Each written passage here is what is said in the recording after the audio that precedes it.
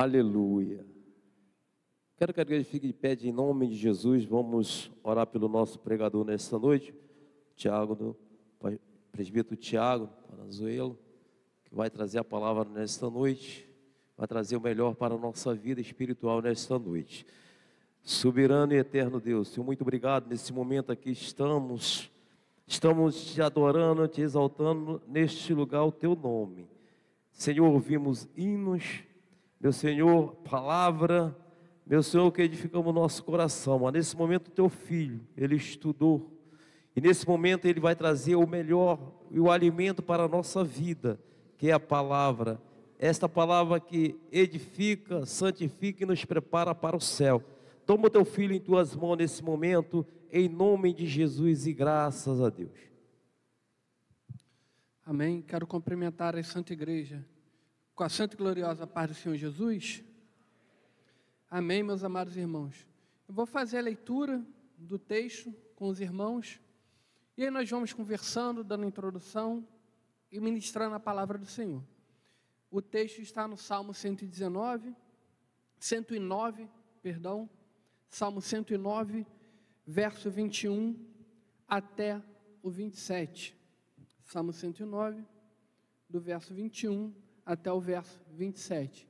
Já está aí projetado, mas aqueles que gostam de pesquisar a sua Bíblia, ler o texto na sua própria Bíblia, enquanto os irmãos procuram, quero desde já agradecer a Deus pela oportunidade, agradecer ao pastor Celso pela oportunidade de me conceder esse púlpito, toda a diretoria da igreja, pastor Valdeci, que fez o contato comigo.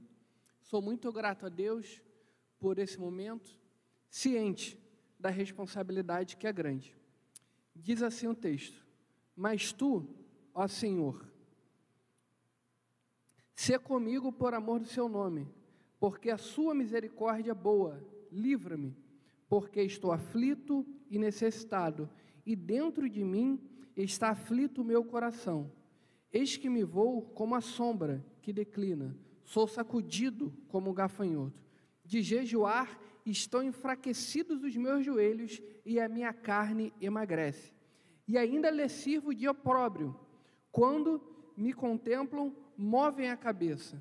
Ajuda-me, Senhor, Deus meu, salva-me segundo a sua misericórdia, para que saibam que nisto está a tua mão, e que tu, Senhor, o fizeste. A igreja pode se assentar, em nome de Jesus. Amados, eu estava num período de leituras devocionais, e Deus tem me guiado para ler o livro de Salmos. E eu estava fazendo as minhas leituras devocionais no livro de Salmos. E ali me deparei com alguns salmos que falaram muito ao meu coração. Alguns salmos que eu já conhecia profundamente, outros salmos que eu havia passado, já havia lido, mas alguns trechos já haviam passado desapercebido e falaram ao meu coração. E acho que eu me deparei com esse salmo, Salmo 109. E no meio dessa leitura de salmos, Deus foi me dando algumas mensagens. E dentro de um período aí de 20 dias, mais ou menos, eu tive algumas oportunidades de pregar. Eu tive pregando na congregação de Monte Hermon, preguei no Salmo 127 lá, preguei numa igreja ali na Vila Kennedy também durante a semana, numa quarta-feira. Lá tive a oportunidade de pregar o Salmo 40. E ainda nessas reflexões sobre os Salmos, quando eu recebi o convite para pregar aqui, o Senhor me guiou ao Salmo 109. E é um salmo difícil, que é um texto desafiador, quando nós lemos o Salmo 109. E o Salmo, como um todo, até melhor quando nós olhamos o Salmo, os Salmos, não é um livro como os outros livros da Bíblia. Ele não é como uma epístola paulina, que ela foi escrita de uma vez só, em um único momento. Ela não é um livro como o livro de Gênesis, que vai abordar ali a criação. Ele é um livro poético, que está dentro da categoria dos livros poéticos, e ele é o maior livro da Bíblia, e é o livro que levou mais tempo a ser escrito, porque nós temos autores nos livros de Salmos, por exemplo, como Moisés, que escreveu o Salmo 90, e nós temos um salmo pós-exílico, que é o Salmo 126. Ou seja, de Moisés ao período pós-exílio, nós temos aí um período enorme de tempo. Então, nós vemos que o livro de Salmos, ele é um livro grande, levou muito tempo a ser escrito, e cada salmo é como se ele tivesse uma história particular e específica. Mas, mesmo assim, ele tem uma divisão ali, dentro dos salmos, que os salmos são divididos em 5 livros diferentes.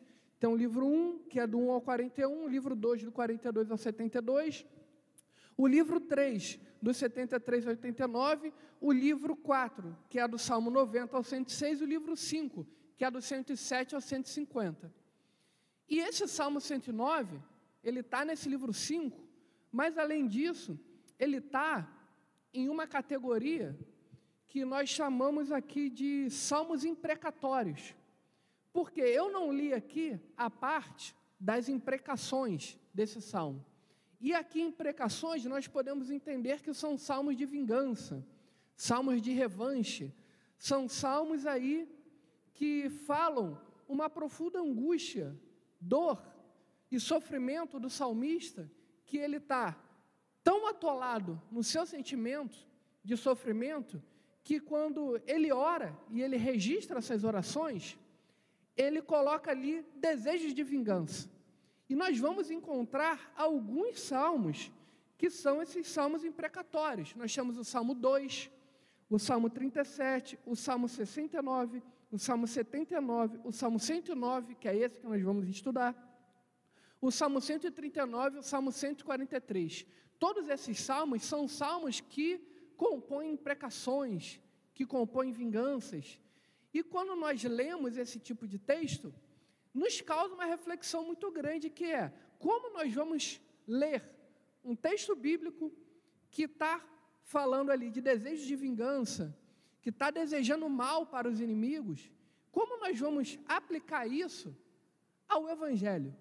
Que Jesus nos ensina que nós devemos orar pelos nossos inimigos, que nós devemos querer o bem daqueles que nos querem o mal. E quando nós olhamos esses salmos, nós vamos ver os salmistas desejando o mal para os seus adversários. Nesse Salmo 109, na parte que eu não li, tem aqui o versículo 9, que vai dizer assim: sejam órfãos os seus filhos e viúva a sua mulher. Ou seja, é o salmista desejando que o seu inimigo morra, para que os filhos desse inimigo fiquem órfãos e a mulher dele fique viúva. E quando a gente pega um texto desse, lê, numa leitura devocional, nós temos um conflito de interpretação. Nós ficamos, como nós vamos interpretar esse tipo de situação à luz do Evangelho, à luz daquilo que Jesus nos ensinou, que Jesus nos ensinou a amar os inimigos. Então, como Jesus nos ensina a amar os inimigos, se na própria Bíblia o salmista está desejando a morte dos seus inimigos? E são alguns salmos que falam sobre isso.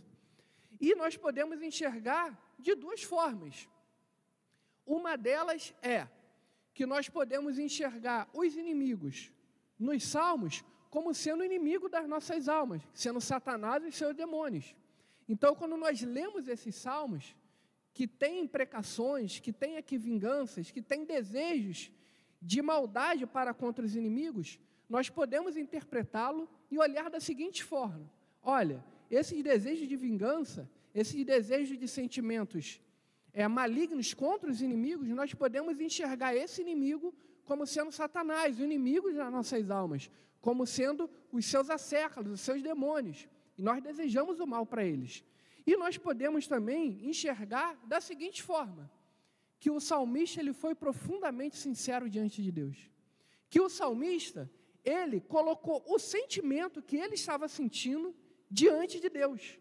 E não há nada mais genuíno que um crente possa fazer do que pegar aquilo que ele está sentindo no momento de dor, no momento de angústia, no momento de calúnia, no momento de injustiça, e colocar tudo aquilo diante de Deus. Porque melhor coisa é eu orar e colocar diante de Deus que eu estou desejando mal para alguém que fez o mal contra mim, do que eu agir em cima desse sentimento.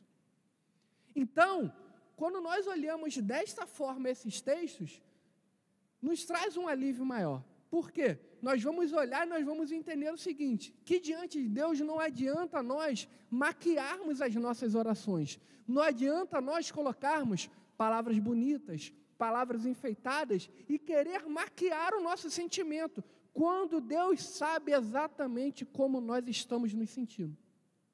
E quando nós olhamos o Salmo 109, é um salmo que, na própria epígrafe, ele é atribuído a Davi. Tá? Que Davi pede a Deus o castigo dos ímpios e que o livre de suas aflições. Mas quando nós lemos esses salmos, ao decorrer do Salmo 109, nós podemos perceber o seguinte, que esse salmo ele foi escrito antes de Davi subir ao trono, porque é muito difícil que um rei se submetesse às situações que Davi se submeteu quando ele compôs esse Salmo 109. E quando nós vamos analisar esse Salmo 109, ele começa da seguinte forma, nos primeiros versículos. Ele diz o seguinte, ó Deus do meu louvor, não te cales, pois a boca do ímpio e a boca fraudulenta estão abertas contra mim. Tem falado contra mim com uma língua mentirosa. Então, quando nós olhamos aqui, nós podemos imaginar um cenário. E esse cenário, parece que Davi, ele estava num tribunal e ele tinha pessoas que o acusavam e ele estava fazendo um discurso para se defender dessas acusações. E aqui ele está colocando essa situação que ele viveu diante de Deus em oração. Então, nessa situação que ele vai descrever a partir do versículo 6, nessa introdução que ele está dando, ele está dizendo o seguinte, os ímpios, eles estão falando abertamente contra mim, estão falando uma língua mentirosa, ou seja, eles estão dando um falso testemunho, eles estão me caluniando, eles estão falando mal de mim, eles estão falando coisas que não são verdade, eles estão falando coisas mentirosas, eles estão atentando contra mim, contra a minha vida e contra a minha honra. E olha, dura coisa é você ser caluniado. Dura coisa é você estar fazendo certo, você estar fazendo o correto e ainda assim se levantarem pessoas que professam a mesma fé que você e se levantam contra a sua vida, levantando um falso testemunho, levantando acusações caluniosas contra a sua vida. E Davi, ele está aqui, nesse tribunal, em Israel. Pessoas que professam Israel como seu Deus. Mas, quando nós lemos aqui, nós vamos ler aqui alguns versículos desse salmo, nós vamos perceber o seguinte, que essas pessoas que estavam acusando Davi, eles serviam ao Deus de Israel de boca para fora, era um serviço de ocasião, eles estavam ali servindo a Deus apenas quando convinha, e não servindo a Deus genuinamente como Davi servia. E no versículo 3, Davi ele continua, ele diz o seguinte, eles me cercaram com palavras odiosas e pelejavam contra mim sem causa. Ou seja, era uma acusação injusta. Era uma acusação que não era verdadeira. No verso 4, em paga do meu amor são meus adversários, mas eu faço oração. Até aqui em outras versões vai dizer o seguinte, enquanto Davi orava por eles, eles estavam pelejando contra Davi. Ou seja, Davi estava querendo o bem deles em oração, e eles estavam ali perseguindo Davi, se levantando contra Davi. E no versículo 5 ele explica, deram mal pelo bem, o ódio pelo meu amor. Ou seja, Davi está querendo dizer, eu não fiz mal nenhum a essas pessoas. Eu só dei o meu amor, eu só dei as minhas orações, eu estendi minha mão para ajudar, e o que eu estou recebendo em troca é injusto. Eles estão me devolvendo, eu dei amor, eles me devolvem ódio, eu dei orações, eles me devolvem calúnias. Então, é uma relação que Davi ali está saindo na desvantagem. E nesse tribunal de acusação, nós podemos perceber o seguinte, que nós chegamos aqui no versículo 6, no verso 6. E o verso 6, ele é um ponto-chave. Por quê? Quando nós olhamos do verso 6 ao verso 20, nós vamos ver as imprecações mais veementes de todo o livro de Salmos. De todos esses salmos imprecatórios que eu citei, O Salmo 109 é que tem as imprecações mais violentas, é o que tem os desejos de vingança mais fortes. E quando nós lemos do 6 ao 20, nós vamos ver alguns desejos muito profundos. Mas aí, quando a gente vai estudar, fui pesquisar, porque quando eu me deparei com esse texto, eu falei, Senhor, esse texto que o Senhor quer que eu pregue, é isso? Que o Senhor quer que eu fale para a sua igreja, é isso que a sua igreja precisa ouvir? E quando eu fui estudar esse texto, pesquisar, porque não era um texto fácil, eu me deparei com um conflito de comentaristas, de teólogos, de interpretações do versículo 6 ao 20. Por quê? A partir do versículo 6, esses inimigos que Davi está citando no plural, do verso 1 ao verso 5, ele passa a citar no singular. A terceira pessoa do plural, ela passa para a terceira pessoa do singular. Ou seja, agora, a partir do verso 6, as acusações que Davi vai fazer agora, as suas imprecações, os seus desejos de vingança, vão se dirigir a uma única pessoa. E não é mais um grupo que se levanta contra ele. Agora ele está se dirigindo a uma única pessoa. E quando nós olhamos aqui, vem aquela situação. Será que foi Davi que orou isso aqui, colocando o seu desejo diante de Deus? Ou isso aqui foram as acusações que fizeram contra Davi e ele relatou o que falaram contra ele? Porque quem tem aí a Bíblia NVI, quem tiver aí com a versão NVI em mãos, você pode olhar que vai ter uma nota textual. E todo o comitê de tradução da NVI colocou essa notinha textual a partir do versículo 6. E essa notinha textual vem dizendo assim, então eles disseram, ou aí algumas versões vão colocar assim, eles disseram, como se dizendo o seguinte, que a partir do verso 6 até o verso 20, foram acusações que fizeram contra Davi.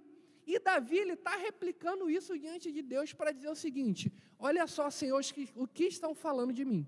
E vão ter outros teólogos e comentaristas que vão dizer o seguinte, que isso aqui é Davi mesmo falando, é Davi mesmo desejando tudo isso aqui para esse inimigo. Então aqui fica esse conflito de interpretações. E todas as leituras que eu fiz a respeito desses versos, todas elas tinham argumentos muito bons. Mas quando você pega esse comitê de tradução da NVI, põe ali que eles disseram, colocando que era a fala dos inimigos a respeito de Davi, e como se Davi estivesse replicando isso, pode ser que esse comitê chegou a essa conclusão. Mas, de qualquer forma, vamos ler essas acusações que estão na Bíblia e vamos levar aqui da forma como se fosse o próprio Davi falando, levando em consideração que Davi estava desabafando diante de Deus. E eles vão dizendo o seguinte, que eles põem acima o meu inimigo ímpio e Satanás esteja à sua direita. Quando for julgado, saia condenado, e um pecado lhe torne a sua oração. E aqui ele vai falando diversas situações de desejos contra o seu inimigo. E tem uma aqui que é muito forte, que é o verso 13. Desapareça a sua posteridade e o seu nome seja apagado na seguinte geração. É um trecho muito forte, por quê? É um trecho que levava o nome muito a sério, levava a posteridade muito a sério, levava as situações de o nome, as genealogias, a história dos antepassados muito a sério. E aqui ele está desejando que essa história termine naquela pessoa. De qualquer forma, quando se passam todas essas imprecações, nós vamos ver o seguinte, que o salmista, ele estava vivendo uma situação conflitante, ele estava vivendo uma situação muito difícil em sua vida, de modo que foi uma situação que levou ele ao limite. E como foi uma situação que levou o salmista ao limite, ele começou a orar a partir do do verso 21, falando agora a respeito dele mesmo. E no verso 21 ele vem dizendo, mas tu, ó Senhor Jeová, sê comigo por amor do teu nome, porque a tua misericórdia é boa, livra-me. Então, a partir daqui, ele começa a falar a respeito dele mesmo, de como que ele está se sentindo e aquilo que ele espera que o Senhor faça. Porque ele está numa situação que o levou ao limite. Ele está numa situação que levou ao limite de suas forças, que levou ao seu limite emocional, ao seu limite físico, ao seu limite espiritual, e ele coloca dizendo que ele se empregou tanto a orar, ele se empregou tanta força, tanto vigor a orar, que ele vai dizer o seguinte: eu já jejuei tanto, eu já orei tanto, que de tanto jejuar eu emagreci e meus ossos enfraqueceram. Ou seja, ele está no seu limite espiritual, ele está no seu limite físico, ele está no seu limite emocional. Foi uma situação que o levou até esse limite. E o que eu quero dizer, eu estou pregando aqui hoje para pessoas que já estão no seu limite, estão orando, estão colocando a situação diante de Deus, estão pedindo escape, estão pedindo livramento, estão pedindo providência, e até o momento não teve a resposta que precisava.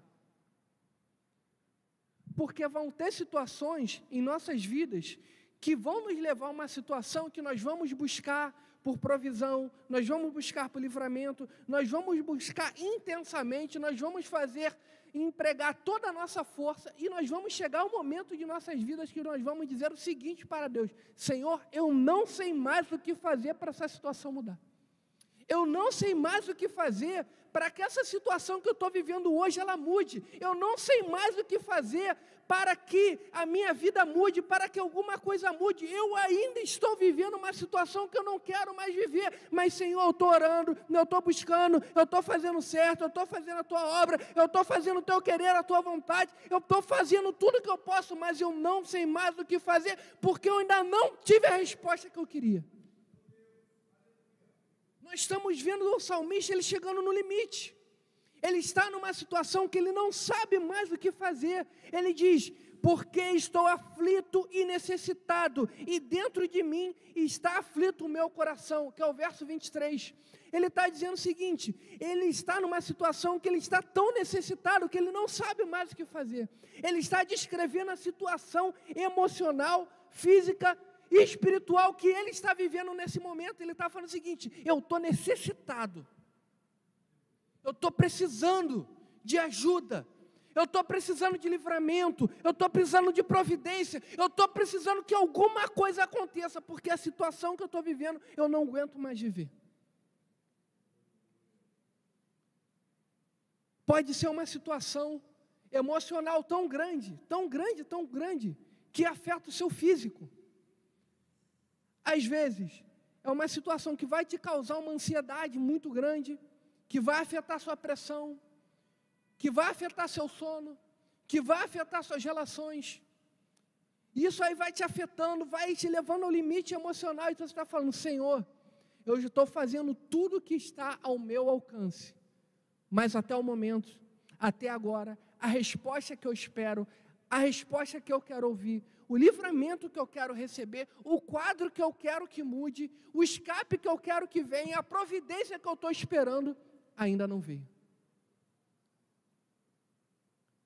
Quantas pessoas entram pela porta da igreja, saem, estão aqui sorrindo, nos abraçam, nos cumprimentam, riem, sobem no altar, fazem orações, cantam, tocam seus instrumentos, fazem todas as suas atribuições aqui na igreja, e nós não sabemos que elas estão vivendo o seu limite.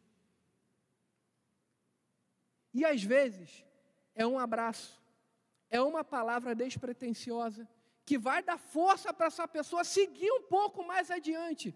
Por quê? Muitas vezes, a gente está nesse limite, mas a gente não sabe o porquê que nós estamos vivendo isso. É uma situação que quem está dentro dela, olha para a direita, olha para a esquerda, olha para frente, olha para trás, e não sabe o porquê que está passando aquilo ali. Ela já olhou para a sua vida e começa a pensar: será que eu pequei?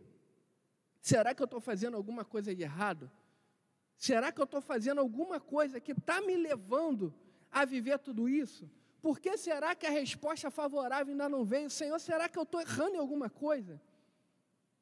E às vezes não tem uma explicação lógica para isso, não é uma consequência de pecado. Muitas vezes, e por mais que seja duro isso que eu vou falar agora, às vezes é uma situação que o Senhor quer que você passe. Às vezes é uma situação que o Senhor quer que você viva. Às vezes, é uma situação que o próprio Deus quer que você enfrente. E isso vai provar a sua fé. Isso vai te fazer crescer. Isso vai te amadurecer. Mas enquanto a gente está vivendo, enquanto nós estamos no olho do furacão, enquanto nós estamos ali naquela situação buscando a orientação divina, o que acontece? A gente não sabe o porquê. E muitas vezes, procurar o porquê de alguma situação não vai ser o suficiente e não vai nem nos consolar. Muitas vezes, nos resta fazer igual ao salmista. Ele diz o seguinte: louvarei grandemente ao Senhor com a minha boca, louvá-lo-ei entre a multidão. Verso 30. O que o salmista está querendo dizer é o seguinte: por mais que eu esteja vivendo tudo isso, o desejo do meu coração é esse, por mais que o meu coração está sendo tomado por desejos ruins, por causa dessas situações que eu estou vivendo, que eu estou enfrentando, que eu não sei mais o que fazer, quanto a mim eu vou fazer o seguinte: eu vou entrar no meio da multidão e vou louvar o Senhor. Ou seja, eu vou estar no meio da casa de Deus, na congregação dos santos, eu vou estar na casa de Deus e eu vou levantar as minhas mãos e eu vou adorar no meio da sua casa. Eu vou levantar a minha voz, eu vou orar, eu vou engrandecer, eu vou adorar, porque é tudo que me resta. É tudo que eu posso fazer nesse momento, porque todas as minhas forças para que a sua atuação mude, eu já fiz. Todas as orações que eu podia fazer, eu fiz. Todos os jejuns que eu podia fazer, eu já fiz. Mas ainda não mudou. Mas o que eu vou fazer? Eu vou dobrar os meus joelhos, eu vou entrar na sua casa e eu vou adorar a Ele. Porque quando a gente já não sabe mais o que fazer, já não sabe mais o que orar, já não sabe mais como agir, já não sabe mais como mudar, o que nos resta fazer é entrar na casa de Deus e adorar. É adorar, é levantar nossas mãos e adorar, é engrandecer, porque é nesse momento que nós vamos mostrar quem somos diante de Deus. Alabandara chuia, canta alabandara su. No alto da sua angústia, nós vemos Jó dizendo: eu sei que o meu Redentor vive. Eu sei que o meu Redentor vive. Eu sei.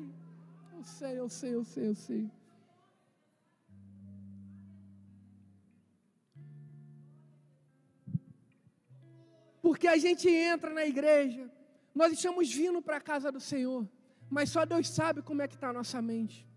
Só Deus sabe como é que está o nosso coração.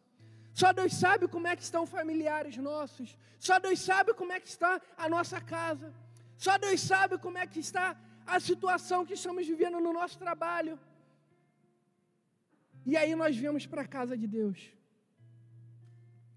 Às vezes como última esperança.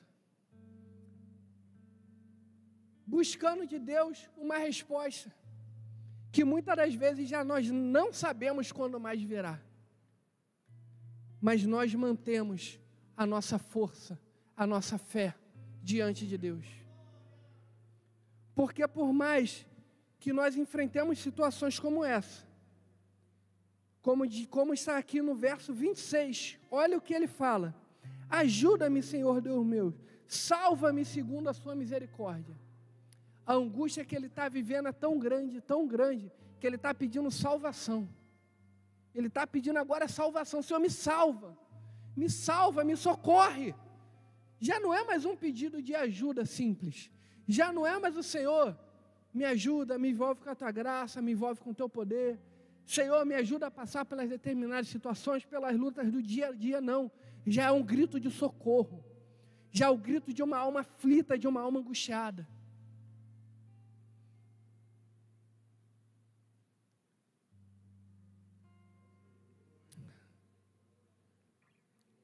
Glória a Deus, aleluia. Glória a Deus, glória a Deus. Aleluia. Porque muitas vezes nós achamos que vai ser a nossa oração que vai mudar alguma coisa. Que vai ser a quantidade de jejum que a gente faça que vai mudar alguma coisa. Que vai ser, não, vou racionalizar isso aqui, eu vou fazer tudo que está ao meu alcance. Mas vai ver, não vai ser nada disso que vai mudar. Deus quer às vezes uma coisa que é muito simples, você vai fazer tudo isso. Mas o que Deus está esperando é que você entre na casa dele e adore. Adore em meio à angústia, adore em meio à dor, adore em meio à escassez, adore em meio ao luto. Adore. Eu estava vendo, teve a situação de um pregador, acho que é o Bill Johnson o nome dele. Esse vídeo viralizou aí. Que ele foi pregar na semana seguinte que a esposa dele morreu. Na semana seguinte. A esposa dele morreu no domingo, ele enterrou a esposa. No domingo seguinte, ele foi pregar. E ficou aquela expectativa. O que o pastor vai pregar, já que ele perdeu a sua esposa? E um trecho do sermão dele foi o seguinte: quando nós chegarmos na eternidade, vai ser o momento que não haverá morte, não haverá dor, não haverá choro, não haverá angústia, não haverá sofrimento. Na eternidade não há nada disso. E vai ser uma eternidade de louvor e adoração. Então, o único momento das nossas vidas que nós temos a oportunidade de adorar em meio à dor, de adorar em meio ao luto, de adorar em meio às angústias, é agora.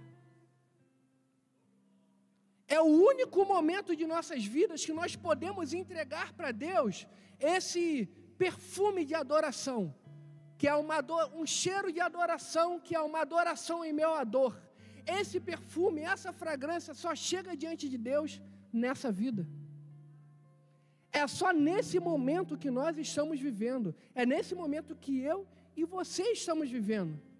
De dor, de angústia, de luta, de escassez, que você sabe que você está vivendo. Esse perfume de adoração você só pode entregar agora. Nesse momento. Então, se você está vivendo esse momento, adore. Se está doendo, adore. Se a luta está grande, adore. Se você não sabe o que fazer, adore. Se você não sabe mais como orar, adore. Se você não sabe mais como recorrer, adore. Se você não sabe, adore, somente adore. Porque esse perfume de adoração, de luto, de dor, de angústia, de miséria que você está vivendo, você só pode entregá-lo diante de Deus nessa vida. É nesse momento. É nessa hora. Deus sabe como está o meu coração, Deus sabe como está o seu coração nessa noite. Talvez você entrou aqui esperando mais o culto, no automático. Talvez você entrou aqui esperando uma resposta espetacular. Talvez você entrou aqui esperando um direcionamento. Mas a resposta que Deus está te dando hoje é: espera mais um pouquinho.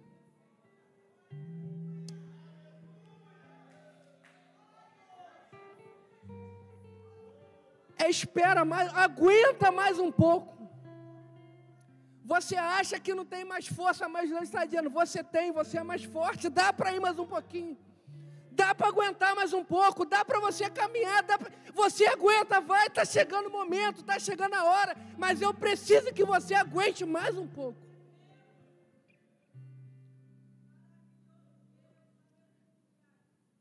É difícil. Que tem algumas orações que eu faço diante de Deus e falo: Senhor, o Senhor tem até o momento X da minha vida para fazer isso que eu estou esperando que aconteça. Que eu quero que determinada coisa aconteça, eu estou orando, eu estou pedindo. E numa conversa lá no trabalho com um amigo meu, ele falou o seguinte: você pode estar achando, você deu esse limite aí para Deus, mas se Deus quiser que você espere mais do que esse limite que você deu.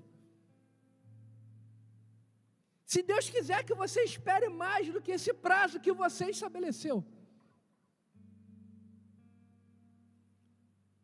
A gente precisa entender que muitas vezes, na fé cristã, nós temos que lidar com o mistério que é a caminhada com Deus. Por que eu falo que muitas vezes a caminhada com Deus é um mistério? Que tem situações que nós vivemos que nós não sabemos o porquê, nós não sabemos o motivo, mas nós estamos enfrentando isso. É um mistério, está lá no mundo espiritual, está com Ele. E você agora, você não vai entender. Não adianta você pedir por quê, porque se ele explicar, você não vai entender. Não vai. E tem situações que Deus quer que a gente espere. Espere. E uma coisa que nós precisamos ter também na nossa caminhada cristã e isso às vezes é algo difícil na caminhada, mas todos aqueles que entendem que tem um chamado, que tem um ministério para fazer diante de Deus, todos nós precisamos entender que muitas vezes, em muitas ocasiões, a nossa maior dor vai ser o nosso maior ministério. Muitas vezes, a nossa maior dor vai ser o nosso maior ministério. Porque eu olho para a minha vida, eu vejo o seguinte, às vezes eu paro e fico pensando, por que eu tento, às vezes, dizer não, me esconder, mas sempre está aparecendo um jovem adolescente diante de mim para conversar. E quando eu olho, a minha adolescência é completamente desajustada. Um lar dividido, um pai não crente, uma mãe crente, e ali eu recebendo os dois tipos de ensinamentos, e tudo aquilo na minha mente, e eu vivendo naquele lar, recebendo os dois tipos de ensinamento, com a mente completamente confusa, e tendo que escolher como agir. Ora agindo como pai, ora agindo como a mãe. Até que teve um momento da minha vida que eu tive que fazer uma escolha, e Deus me resgatou para fazer a escolha certa. E aqui estou eu para a glória de Deus. Para dar muitas vezes orientação para jovem e adolescente com a cabeça bagunçada. Se muitas vezes é um luto, muitas vezes é uma dor da perda que você viveu, às vezes muito novo, e você passou por isso, está passando por isso, firme em Deus, Deus vai usar isso para lidar com pessoas que vão passar pelo luto e pela dor. E da onde você tirou isso, Tiago? Isso tem na Bíblia? Põe aí 2 Coríntios, capítulo 1, do versículo 3. Segunda carta de Paulo aos Coríntios, capítulo 1, versículo 3. Diz assim, bendito seja o Deus e Pai de nosso Senhor Jesus Cristo, o Pai das misericórdias e o Deus de toda a consolação, que nos consola em toda a nossa tribulação, para que também possamos consolar os que estiverem em alguma tribulação, com a consolação com que nós mesmos somos consolados de Deus. E o verso 5, porque como as aflições de Cristo são abundantes em nós, assim também a nossa consolação sobeja por meio de Cristo. O que é que o salmista está dizendo? Assim como eu sou consolado pelo Senhor em meio a uma tribulação, Deus vai me usar nesse consolo que eu recebi do Senhor nessa tribulação para consolar outra pessoa que vai passar por essa mesma tribulação. Talvez vai ter um momento que você nunca mais vai querer falar e reviver momentos que você passou na sua vida. Mas muitas vezes Deus vai querer que você reviva para orientar outras pessoas que estão passando por situações similares.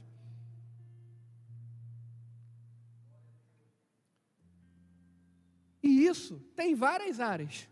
Nós podemos colocar isso em várias situações. Pessoas que passam por isso, por cônjuges, em casamento aí que tem um julgo desigual e vai orando a vida inteira e a pessoa se converte. São situações que acontecem muito comum na igreja, com filhos afastados, pessoas que convivem com filhos afastados, depois eles vão utilizar isso para consolar outras mães que vão ter seus filhos afastados. Pessoas com momento de luta, pessoas com momento de dor, pessoas com momento que eu queria fazer isso aqui da minha vida e Deus me orientou a fazer outra. Você vai passar isso para outras pessoas. Você falando e dizendo o seguinte: Senhor, eu queria tanto ser isso aqui, mas o Senhor me orientou por esse caminho. E Deus vai usar isso para você falar para pessoas que vão escolher caminhos semelhantes aos seus. Muitas vezes, a nossa maior dor, a nossa maior luta, será o nosso maior ministério. Nós vemos o salmista passando por situações periclitantes, que ele desejou o maior dos seus inimigos, passou por situações que ele julgou que ele não merecia passar. E quando nós olhamos a nossa vida, muitas vezes nós falamos assim, eu não mereço passar por isso. Não, eu não merecia isso.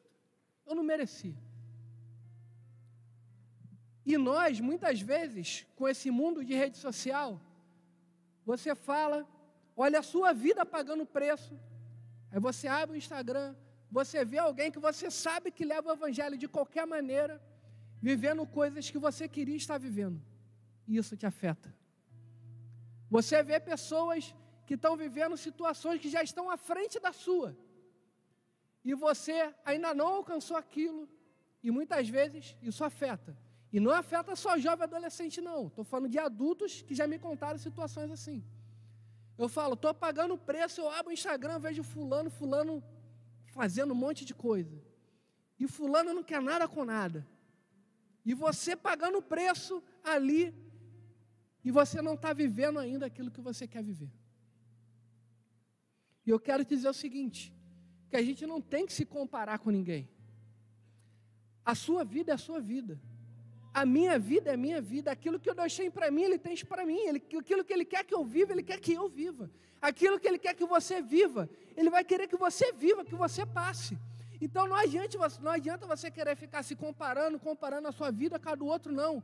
Aguarde o seu momento, aguarde a sua vez, aguarde a sua história, aguarde aquilo que Deus tem para fazer na tua vida, que Ele vai fazer no tempo que Ele quer fazer. Na hora que Ele quer fazer. É no tempo dele, é na hora dele, é do jeito dele, a gente não entende, não sabe como, ora de inúmeras maneiras, jejua, nossos ossos enfraquecem, a gente emagrece, vive angústia, passa um monte de coisa, mas é Deus que sabe o momento certo de fazer aquilo que você está esperando. É Deus é quem sabe, Amém? A igreja de pé, em nome de Jesus. Vamos encerrar na noite desse dia. E eu quero encerrar falando o seguinte: ponha diante de Deus agora aquilo que você sente, seja imprecação, desejo de vingança. Seja sincero diante de Deus, não adianta maquiar. Se você não aguenta mais, se você está aflito, se você está necessitado, se você está sentindo angústia, se você está sentindo uma miséria na sua alma, se você não sabe mais o que fazer, deixa diante de Deus. E depois disso, adore. Somente adore a Ele. Amém? Eu vou orar com a igreja. Feche seus olhos, curve suas cabeças. Senhor Deus e Pai, está aqui o Teu povo, está aqui a sua igreja. Eis aqui a minha vida, Senhor, eis aqui a vida do Teu povo. Pai, o Senhor sabe como está a mente, como está o coração, como está o físico dos seus filhos na noite desse dia, Pai. O Senhor sabe como eles entraram por essas portas. Situações angustiantes, situações aflitas, situação de luto, situação de dor, situação de escassez, situação de miséria. Senhor, Pai, toma a vida do Teu povo nas Suas mãos. Dá o escape, dá o livramento, dá a resposta, mas sobretudo, dá força para que os seus filhos esperem mais um pouco. Envolve-os com a Tua graça, envolve-os com o Teu poder, envolve-os com a Tua ação e faça-os esperar mais um pouco, ó Pai, porque o Senhor sabe o momento certo de dar aquilo que eles tanto pedem, de dar aquilo que eles tanto precisam, de dar o escape, de dar o livramento, de dar o consolo que eles tanto merecem. Pai, toma a minha vida nas Suas mãos. Toma a vida da Tua igreja nas Suas mãos. E que o Teu povo adore nessa noite, ó Pai. Que o Teu povo adore em meio à dor. Que o Seu povo adore em meio à angústia. Que o Seu povo adore em meio ao sofrimento. Pai, que o Seu povo nessa noite adore. E entregue esse perfume de adoração a Ti, ó Pai. Em nome de Jesus Cristo. Amém.